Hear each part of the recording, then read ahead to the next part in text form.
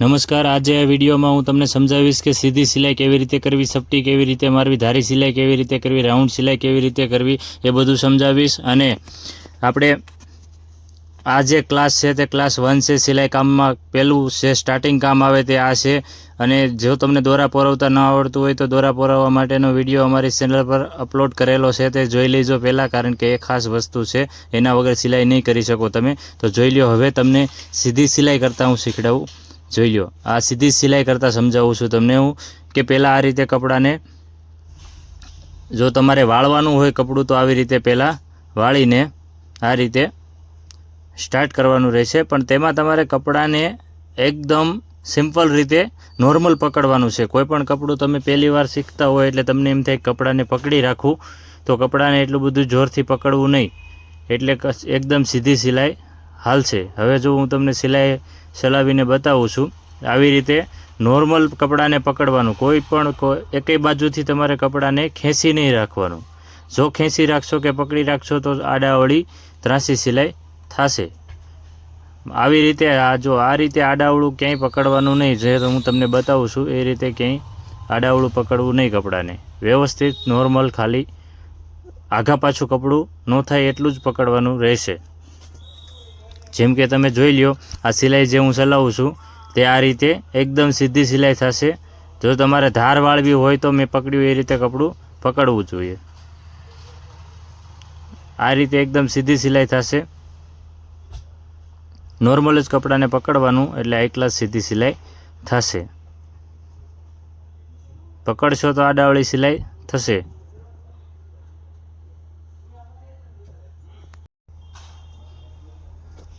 આ સીધી સિલાઈ તમને કરતાં સમજાવી દીધું છે। જો સીધી સિલાઈ આવી રીતે કરવી, ત્યારબાદ હવે હું તમને સમજાવું કે સાપની સિલાઈ કેવી રીતે હાંકવી, બરાબર છે। સાપની સિલાઈ કઈ રીતે હાંકવી એ તમને હું અત્યારે હવે સમજાવી દઉં। માટે એમાંય સેમ જ પ્રોસેસ છે સાપની સિલાઈ હાંકવામાં। જેમ કે આ સીધી સિલાઈ આપણે કરી છે, એની બાજુમાં સાપની સિલાઈ કેવી રીતે હાંકવી તે હું સમજાવું તમને।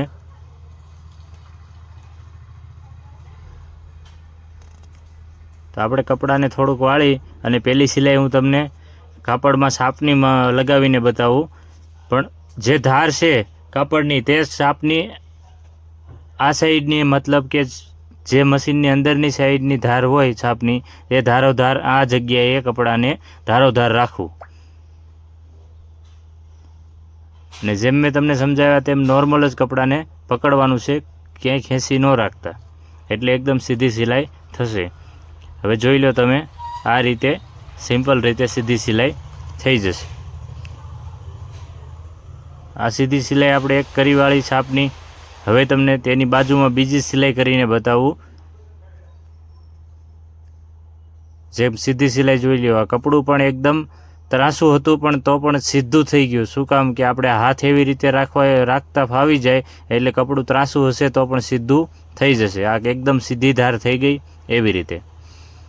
હવે જે સિલાઈ લાગેલી હોય તેની ધારે સાપની ધાર રાખવી, આ સાઈડની સાપની ધાર સિલાઈની ધારે આ જગ્યાએ રાખવી, અને એકદમ વ્યવસ્થિત આવી રીતે સિમ્પલ સીધું કપડું મેકી દેવાનું, નોર્મલ પકડવાનું, મશીન આપમેળે સીધું જ કપડું ખેંચશે। અને ધારે ધાર જે સિલાઈ લાગેલી હોય એ સિલાઈને ધારે ધાર રાખવી, એટલે એકદમ સરસ સાપની સિલાઈ લાગી જશે।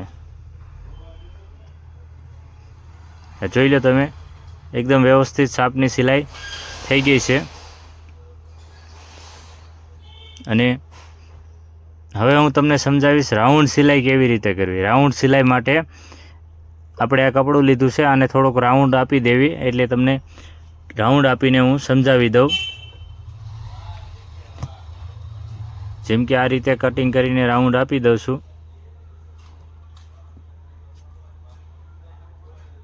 આમાંય સેમ પ્રોસેસ રહેશે। આપણે જે સાપની ધાર છે તે કપડાના ધારોધાર રાખી અને ધીમે ધીમે આ રીતે કપડાને વ્યવસ્થિત ધીમે ધીમે વાળવું। કદાચ તમારે મશીનમાં પૂલી પકડવી પડે એમ હોય તો એક હાથે કપડું પકડશો તો પણ ચાલશે, પણ કપડાને ખેંચી ન રાખતા, નોર્મલ રીતે આ રીતે એક હાથથી કપડું પકડશો તો પણ હાલશે, પણ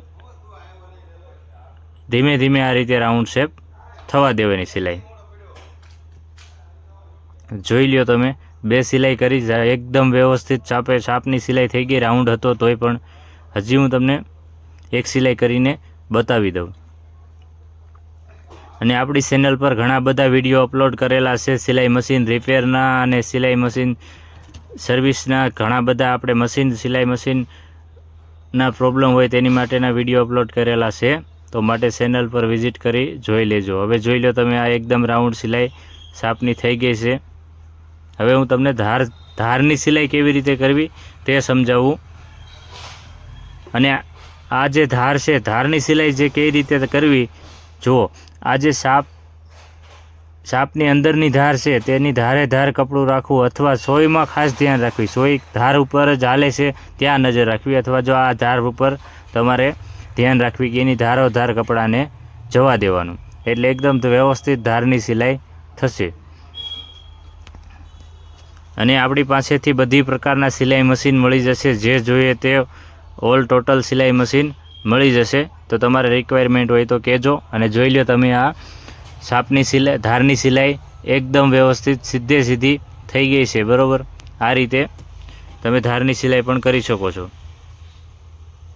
હજી એક સિલાઈ કરીને તમને બતાવી દઉં.